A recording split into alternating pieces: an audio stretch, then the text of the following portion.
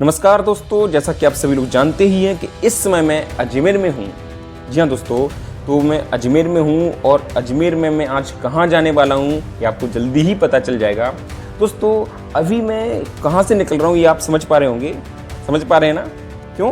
क्योंकि मैंने पिछला ही वीडियो जो हमारा पहला ब्लॉग था अजमेर का, वो हमने यहीं के पास में ही एक जगह है अढ़ाई दिन के झोपड़े पर, वहाँ पर हम गए थे दोस्तों। तो दोस्तों उसका विस्तार से इतिहास हमने जाना है और उसके बारे में क्या क्या ऐसी चीज़ें हैं जो मतलब काफ़ी मतभेद हैं, तो वो सारी चीज़ें हमने अभिलेखी प्रमाण के आधार पर स्पष्ट की थी। और दोस्तों हमने एक अढ़ाई दिन के झोपड़े के बारे में हमने फर्स्ट क्लास नॉलेज नामक चैनल, उस पर भी हमने विस्तार से वीडियो बनाया, वो भी अभिलेखी प्रमाण के साथ बताया दोस्तों। तो अगर वो दोनों ही आपने नहीं देखे हैं तो हम दोनों के ही लिंक इसमें दे रहे हैं, जाकर आप इसे ज़रूर देखिएगा। दोस्तों आज हम कहाँ जाने वाले हैं ये जानना बहुत आवश्यक है और बहुत ही अद्भुत जगह जाने वाले हैं, बहुत ही ऐतिहासिक जगह पर जाने वाले हैं दोस्तों। तो हम इन पगडंडियों से होकर जा रहे हैं। तो अढ़ाई दिन के झोपड़े के पास से ही यहाँ से पगडंडी सी जाती है, गली सी गुजरती है और ये किले की तरफ जाती है, काफ़ी ऊंचाई पर स्थित है दोस्तों। तो हम वहाँ जा रहे हैं। फ़िलहाल जो है हम आपको वहाँ पर जाएँ और आपको उसके बारे में बताएं। तो उससे पहले आप सभी लोगों का एक बार पुनः अजमेर की धरती पर हम अपने चैनल पर्यटन ब्लॉग विद अरविंद राजपूत में स्वागत करते हैं। ये देखिए रामदयाल जी जा रहे हैं हमारे साथ। तो दोस्तों ये देखिए इन कच्चे रास्तों से जा रहे हैं, क्योंकि अगर हम वैसे घूम के जाते ना तो वो मज़ा नहीं आता। हम चले तो जाते, गाड़ी करते और आराम से चले जाते, लेकिन हमने तय किया कि रामदयाल जी एक बात बताओ, क्या हम इस शॉर्टकट से चलें? अब देखने में शॉर्टकट है लेकिन ऊपर पहाड़ की चढ़ाई है, वो आसान नहीं है दोस्तों। वो आपको लग रहा होगा कि शॉर्टकट है, लेकिन शॉर्टकट वो आपको लग रहा है सिर्फ, लेकिन ऊंचाई पे चढ़ना है। वैसे क्या करते आप गाड़ी से चले जाते, अब पहाड़ की ऐसे गाड़ी तो जाएगी नहीं ना। देखिए कच्चे रास्ते हैं। तो दोस्तों आज हम कहाँ जाने वाले हैं आपको जल्दी पता चले। ये देखिए ऊँट आपको नजर आ रहा होगा। तो हम दोनों भाइयों ने तय किया कि आज हम पद यात्रा ही करेंगे और पहाड़ पर इस हिसाब से चढ़ेंगे दोस्तों। तो आज मैं वहाँ जाने वाला हूँ जहाँ से भारत के इतिहास की दिशा तय हुई थी। जी हाँ दोस्तों, हम यात्रा कर रहे हैं उस पर्वत की जहाँ पर खड़े सदियों पुराने तारागढ़ किले की नींव रखी गई थी। दोस्तों हम कोई यात्रा दरगाह की नहीं कर रहे हैं, हम उस किले की यात्रा कर रहे हैं जो केवल पत्थर ही नहीं है बल्कि चौहानों की आत्मा है, जो आज भी अपने अपमान पर मौन होकर रो रही है। दोस्तों हम अक्सर इतिहास पढ़ते हैं, लेकिन आज हमें उन वीरों की विरासत को देखना है जिन्होंने इस देश के लिए अपना लहू बहा दिया और जिनकी विरासत आज भी अपने ही घर में अजनबी बन चुकी है दोस्तों। तो इसको हमने 4 भागों में विभक्त किया है। पहला भाग है तारागढ़ की नींव और अजय से पृथ्वीराज तक का गौरव। दोस्तों इस किले की नींव रखी थी 12वीं शताब्दी में सम्राट अजयराज चौहान ने, और तब ये कहलाया अजय मेरु दुर्ग। ये उनकी दूरदर्शिता ही थी। उनके बाद आए महान शासक अरुणोराज, जिन्होंने न केवल अजमेर की रक्षा की बल्कि यहाँ एक सुंदर आना सागर झील का निर्माण करवाया। उन्होंने इस क्षेत्र की समृद्धि और सुरक्षा को शिखर तक पहुंचाया। और दोस्तों इनके बाद हम बात करेंगे सम्राट विग्रहराज चतुर्थ की। दोस्तों सम्राट विग्रहराज चतुर्थ के विषय में छोटी कक्षाओं की बात इसलिए भी कर रहे हैं क्योंकि ये नींव होती हैं, किसी भी बच्चे की नींव रखी जाती है यहीं से। तो इन कक्षाओं में सम्राट विग्रहराज के बारे में कभी भी पढ़ाई नहीं गया है। इनके विषय में ना तो कोई फिल्म बनी है, ना ही कोई सीरियल बना है, ना ही इनके विषय में कुछ लिखा गया है। तो दोस्तों तो जब इनके विषय में कुछ भी नहीं लिखा गया है, कुछ भी नहीं कहा गया है, तो हम लोगों ने तय किया है कि इनके विषय में अभिलेखी प्रमाणों के आधार पर हम एक उपन्यास लेकर आने वाले हैं। और आप लोगों का आशीर्वाद रहा तो इस वर्ष के अंत तक वो जरूर आ जाएगा। तो दोस्तों ये वो सम्राट थे जिसने आर्यावर्त को वास्तविक शक्ति दी। उन्होंने दिल्ली के तोमरों को हराया और अपने साम्राज्य का विस्तार किया। विग्रहराज चतुर्थ सिर्फ विजेता ही नहीं थे, बल्कि उन्हें कवि बांधव कहा जाता था। उन्होंने इसी अजमेर में सरस्वती महाविद्यालय का निर्माण करवाया, ज्ञान का वो केंद्र जिसकी तुलना राजा भोज के विद्यापीठ से होती थी। दोस्तों, ये सरस्वती महाविद्यालय वही 2.5 दिन का झोपड़ा है जो बाद में तोड़कर बनवाया गया था। पहले ये सरस्वती महाविद्यालय है। जी दोस्तों, हमने उसका ब्लॉग बनाया है, उसके ऊपर वीडियो भी बनाया, दोनों की लिंक हम इसमें दे देंगे। ठीक है दोस्तों, विग्रहराज का नामो निशान आज पूरे भारत में क्यों मिटा दिया गया? जिसने देश को इतना शक्तिशाली बनाया, उसकी पूरे भारत में एक भी भव्य मूर्ति क्यों नहीं है? क्या यही है देश का आभार?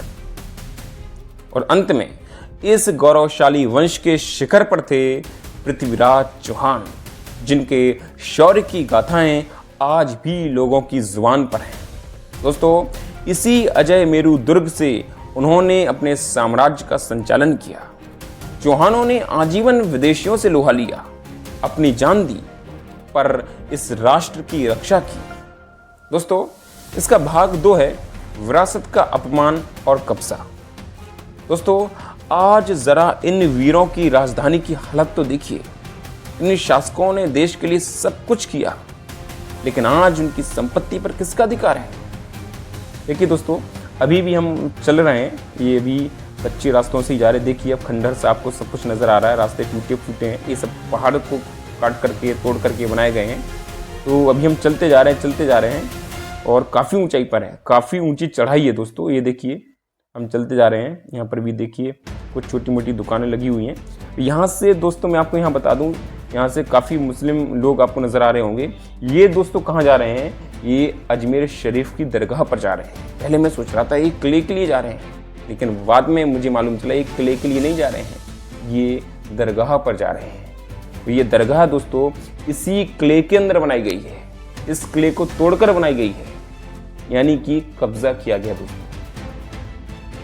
दोस्तों ये देखिए चल रहे हैं रामदयाल जी, देखिए ये चलते जा रहे हैं।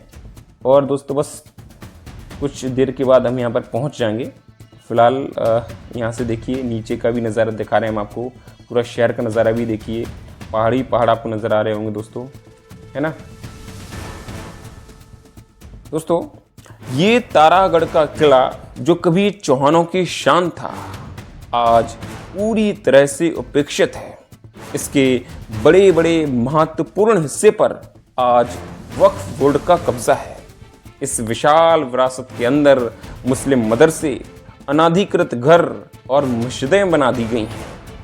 इन लोगों ने इस किले के महलों की धज्जियां उड़ा दी हैं। इतना विशाल ऐतिहासिक हिस्सा जो कभी राष्ट्र की धरोहर है, उस पर आज किसी और का अधिकार क्यों है? क्यों? ये सवाल सिर्फ जमीन का नहीं है, ये सवाल हमारी राष्ट्रीय चेतना का है कि हम उन वीरों की विरासत को क्यों नहीं बचा पाए जिन्होंने हमारे लिए अपना सब कुछ दांव पर लगा दिया हो। दोस्तों ये देखिए, अभी हम आपको यहाँ से पहाड़ दिखा रहे हैं और इन रास्तों से होकर हम ऊपर चढ़ते जा रहे हैं। काफ़ी ऊंची चढ़ाई है दोस्तों, और मस्ती में चढ़ रहे हैं, मस्ती करते करते एकदम खुश मिजाज हम लोग जा रहे हैं। ये देखिए रामदयाल जी पानी की बोतल लेकर जा रहे हैं और यहाँ से पूरा घना जंगल सा है ना। ये देखिए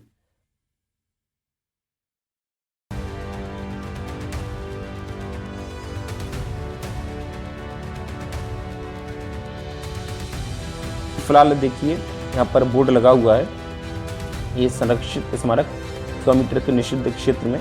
दोस्तों इसमें साफ तौर पर लिखा हुआ है कि अगर कोई भी व्यक्ति इस स्मारक को क्षति पहुंचाता है तो उसके ऊपर 1 लाख रुपए का जुर्माना है और साथ ही साथ 2 साल की कैद है। देखिए आप दोस्तों, अभी ऊपर बस पहुंचने को हैं हम लोग। ये देखिए चलते जा रहे और चढ़ रहे भैया, है ना। बड़ी मस्ती के साथ हम लोग चलते जा रहे हैं, थकने का नाम ही नहीं ले रहे हैं दोनों भाई।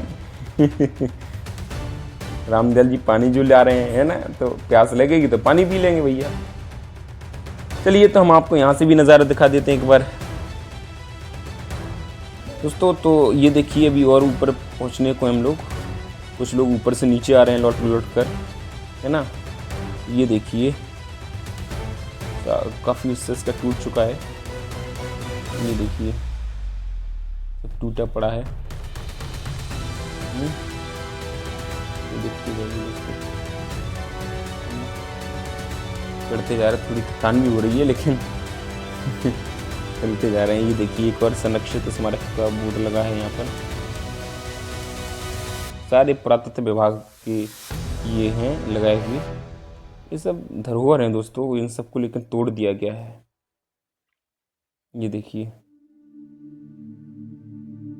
कब्जा की हुई चीजें दोस्तों। ये पृथ्वीराज चौहान का देखिए किले की दीवार आपको नजर आ रही होगी, ये सब है ना। ये किला आप स्पष्ट तौर पर देख पा रहे होंगे। ये है दोस्तों पृथ्वीराज चौहान का किला। ये देखिए, और भाई साहब आ गए रामदयाल चौहान जी। ये हम लोग साथ में जो है चलते जा रहे हैं। ये पहुंच रहे हैं दोस्तों।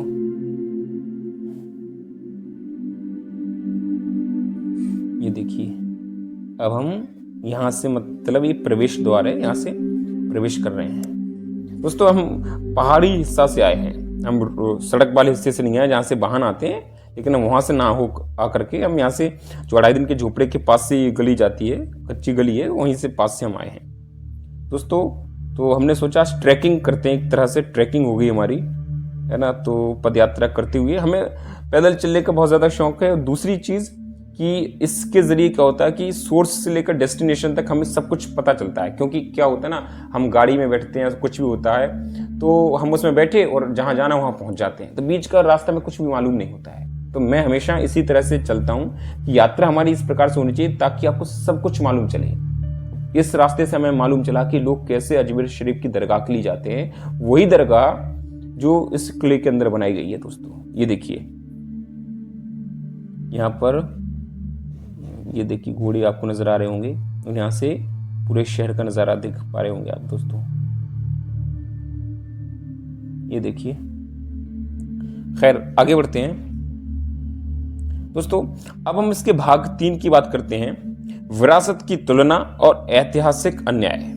दोस्तों जब मैं ये दर्द देखता हूं तो मैं तुलना करने पर मजबूर होता हूं। हमारे देश में हर महान राजा की विरासत सुरक्षित है। महाराणा प्रताप की संपत्ति आज भी उनके वंशजों के पास सुरक्षित है। छत्रपति शिवाजी महाराज के किले और संपत्ति उनके वंशजों और महाराष्ट्र सरकार के संरक्षण में है। उनका गौरव, उनका नाम, उनकी संपत्ति सब कुछ सुरक्षित है। पर चौहानों का क्या? उनकी विरासत, उनकी राजधानी आज किसी और के कब्जे में है। क्यों है? क्या ये राष्ट्र उन वीरों को भूल गया है जिन्होंने सबसे पहले विदेशी आक्रमणकारियों का सामना किया था? दोस्तों ये अपमान नहीं तो क्या है? जिसने आर्यवर्त को शक्तिशाली बनाया, उसके नामो निशान को मिटा दिया गया है। दोस्तों ये देखिए, ये क्या हिस्सा लग रहा है? देखिए सिर्फ आपको दीवारें नजर आ रही हैं चारों ओर की, बाकी सारा हिस्सा तोड़ दिया गया है। यहाँ पर मस्जिद बना दी गई है, यहाँ पर लोग रहने लगे हैं। ये देखिए दोस्तों, ये आपको गेट नजर आ रहा है। यहाँ पर एक पुलिस वाले भाई साहब बैठे थे, हमने उनसे पूछा तो वो कह रहे बस आपको यही नजर आएगा। पहले बस आश्चर्य में पड़ गया कि रामदयाल यार किला तो दिख ही नहीं रहा यार, तुमने कहाँ किस ब्लॉग में देख लिया था? हम लोग आए थे, हमने सोचा ठीक है कुछ देखते हैं, पर लोगों ने कहा एक टावर आपको नजर आएगा, वो टावर आप देख पा रहे होंगे, इसके टावर के पास में ही से आपको जाएंगे तो थोड़ा बहुत आपको दिखेंगी दीवारें, ज्यादा कुछ नहीं दिखेगा, बाकी दीवारें आपको टूटी हुई नजर आ रही। देखिए दोस्तों, चलिए दोस्तों, तो अब हम इसके भाग 4 पर चलते हैं, घर में अजनबी, पृथ्वीराज का अपमान। दोस्तों और इस अन्याय का सबसे बड़ा दर्द कहां है पता है आपको? नहीं दोस्तों, सम्राट पृथ्वीराज चौहान का स्मारक। यह स्मारक उनके महल से मुश्किल से 1 या 2 किलोमीटर दूर है। जिस सम्राट ने इस अजमेर दुर्ग को अपनी राजधानी बनाया, जिस सम्राट के नाम पर हम गर्व करते हैं, उन्हीं के महल के अंदर उन्हीं की मूर्ति नहीं है। ये कैसी विडंबना है दोस्तों, ये अपमान नहीं तो और क्या है। दोस्तों उनका स्मारक उनके अपने घर से बाहर उपेक्षित खड़ा है, जबकि उनके घर पर आज किसी और का अधिकार है। देखिए दोस्तों, वक्फ संपत्ति ये आपको नजर आ रही होगी ना दोस्तों, ये वक्फ बोर्ड का इस पर कब्जा हो चुका है। ये दीवारें आपको नजर आ रही होंगी दोस्तों, देखिए ये देखिए ये आपको मस्जिद नज़र आई होगी, अभी हमने दिखाई है ना। ये पूरा देखिए, ये दीवारें आपको नज़र आ रही होंगी, ये पत्थर से लगे हैं। देखिए यहाँ से पूरा जंगल ही जंगल आपको नज़र आ रहा होगा। ये पूरा शहर का नज़ारा हम आपको दिखा रहे हैं दोस्तों। ये देखिए, इस पगडंडी से हम आपको आगे ले चलते हैं दोस्तों। तो यहाँ से ये देखिए कुछ ऐसे बच्चे हैं, तो वो हम आपको दिखा दे रहे हैं। क्ले की सारी कुछ ये दीवारें तो दिखाई दे रही हैं, लेकिन फिलहाल उसका कुछ छोटा मोटा हिस्सा बचा हुआ है, वो हम आपको दिखा दे रहे हैं। खंडर सा हो चुका है सब कुछ, क्योंकि किसी ने इस पर ध्यान ही नहीं दिया है, किसी को फिक्र ही नहीं इस चीज़ की, है ना। इतने बड़े राजा का और उनके पूर्वजों का भी यहाँ पर सब कुछ रहा है, किसी को कोई फिक्र ही नहीं है, कोई परवाह ही नहीं है। लेकिन हम तो इतिहास में इतना बड़ा राजा रहा है, सम्राट रहा है ना, पूरा उनका इतिहास है, लेकिन किसी को कोई फिक्र नहीं है। लेकिन हमने सोचा चलो हम अपने दोस्तों को दिखाते हैं, अपने परिवारजनों को दिखाते हैं सारी चीज़ें। तो हम यहाँ पर आ पहुँचे दोस्तों। ये देखिए, ये ज़रूर बनाई गई है, देखिए आप इसको, ये सब दिख रही होगी ना आपको, इत्मीनान से ये सब दिख रही होगी। देखिए, ये देखिए दोस्तों। तो ये आज जो तारागढ़ सिर्फ एक किला नहीं है, ये एक दर्द भरी कहानी है, ये एक मौन चीख है। ये हमें सिखाता है कि जो कौम अपने वीरों की विरासत की रक्षा नहीं कर सकती, इतिहास उन्हें कभी माफ नहीं करता। दोस्तों, ये हमारा कर्तव्य है कि हम इस सत्य को जानें, इस पर चर्चा करें और अपने महान पुरखों की निशानी की वर्तमान स्थिति पर सवाल उठाएं। दोस्तों, ये सवाल सिर्फ जमीन या पत्थरों का नहीं है, ये सवाल हमारे राष्ट्रीय गौरव और चौहानों के महान योगदान का है। दोस्तों, ये देखिए, इन रास्तों से होकर गुजर रहे हैं। ये देखिए, कच्चे रास्ते हैं और यहाँ से हम नीचे की ओर जा रहे हैं। ये देखिए, पूरा जंगली एरिया है पूरा। ये देखिए, फिलहाल हम जा रहे हैं आप लोगों के लिए, ताकि हम अपने परिवारजनों को, जो हमारे इस पर्यटन ब्लॉग विद अरविंद राजपूत नामक जो परिवार है, इसके जो भी सदस्य हैं, सब हमारे परिवार के हिस्सा हैं। ये देखिए, और हम यहाँ से उसकी छत कह लें तो छत की तरफ हम आ गए हैं। और यहाँ पर ये देखिए, ये देख पा रहे होंगे, यहाँ पर लोगों का निवास स्थान बना रखा है। ये देखिए, लोगों ने यहाँ पर रहना शुरू कर दिया है। ये देखिए, पर हम जो है आपको पूरा शहर का नज़ारा दिखा दे रहे हैं। ये यहाँ पर ये देख पा रहे होंगे आप। तो फिलहाल दोस्तों, ये था हमारा आज तारागढ़ किला, तारागढ़ फोर्ट, पृथ्वीराज चौहान का ये किला है दोस्तों। बाकी इनके जो पूर्वज रहे हैं, वो तमाम लोग यहाँ पर रहे हैं दोस्तों। तो ये वीडियो आपके दिल को ज़रूर छुआ होगा, ऐसा मुझे पूरी उम्मीद है। अगर आप भी इस दर्द को महसूस कर रहे हैं तो इसे लाइक करें, इस संदेश को हर भारतीय तक पहुंचाएं, ताकि तारागढ़ को उसका खोया हुआ सम्मान वापस मिल सके। दोस्तों, चलिए दोस्तों, मिलते हैं आपसे अगले ब्लॉग में। तब तक के लिए बहुत बहुत धन्यवाद। ये देखिए, यहाँ से और भी कुछ खंडर सा हो चुका है हिस्सा इसका, लेकिन हम आपको ले चलते हैं। ये देखिए, इसकी तरफ ये देखिए, यहाँ पर कुछ लोग नजर आ रहे हैं, लेकिन पूरा टूट चुका है दोस्तों। बड़ा दुख होता है कि किसी भी सरकार ने इस पर ध्यान नहीं दिया है। ये सब हमारे ऐतिहासिक स्थल हैं, किले, जो सारी चीजें हैं, बट किसी को कोई फिक्र नहीं, कोई परवाह नहीं इस सब चीज की। फिलहाल यहाँ से जो कुछ भी हिस्सा बचा हुआ है, दीवारें बची हुई हैं, कुल मिलाकर हम ये कहें, ये देखिए, ये लोग रह रहे हैं। तो दोस्तों, ये था हमारा तारागढ़ फोर्ट। चलिए दोस्तों, मिलते हैं आपसे अगले ब्लॉग में। तब तक के लिए बहुत बहुत धन्यवाद।